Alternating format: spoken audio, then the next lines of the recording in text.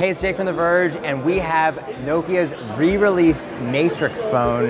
They have updated the classic phone from the 90s, the slider, the banana phone, for 2018. It now has LTE, it has a larger screen, but otherwise it's pretty much the same form factor. This shape is pretty ridiculous in 2018, but it works. There is a ton of nostalgia here, and having wanted one ever since I saw the Matrix, I love the fact that HMD Global, which now makes Nokia phones, is bringing it back. I think they're entirely relying on that nostalgia for this thing to sell, but I absolutely don't care. I buy into it in this case. The device is going to sell for under $100, and basically, HMD says that there is still over 1 billion people who are using feature phones, and they think that through some combination of, nostalgia, Nokia's recognizable brand name, and just being one of the few people still making decent feature phones, it can actually get some people to buy this thing. So obviously the big deal here is the design. It has this curved shape on the outside, which is part of what gives it the banana phone nickname. Also, it comes in yellow as well as a black color. There is a headphone jack on top, charges over micro USB, and there's a 2-megapixel camera on back. I've already taken a photo with it, and I can tell you it is terrible. The slider is not exactly great, but it's not about whether it's good or bad. It's about the fact that it was in the Matrix 20 years ago. And you know what? That is probably enough. You have to use a directional pad to navigate the interface. You have to use T9 to type.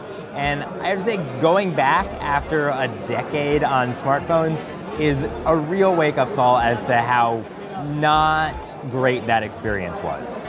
It's kind of usable if you're just navigating the menus, but the buttons are really tiny and hard to use. It's hard to quickly get around the interface. You can actually get into a web browser here and navigate things.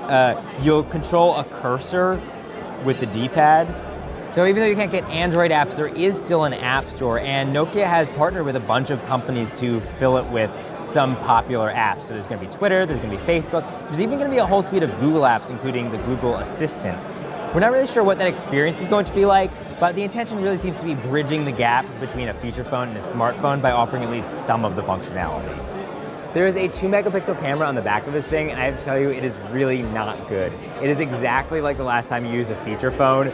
Everything is just big, blocky, chunky, pixelated mess. I guess it's there because it has to be, but don't take pictures with this and expect much. And of course, this is a Nokia phone, and so there's Snake. I have to tell you, I've accidentally launched Snake 5 times while filming this video. It takes a lot of work to quit Snake.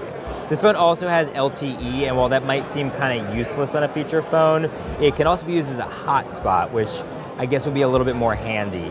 That's also going to allow it to work on more cell networks around the world. And this one is actually destined for Europe. You're going to be able to buy it in May for 79 euros. There's also going to be a dual SIM model, which will probably cost a little bit more. Thanks for watching. For more, check out theverge.com, and be sure to subscribe at youtube.com/theverge.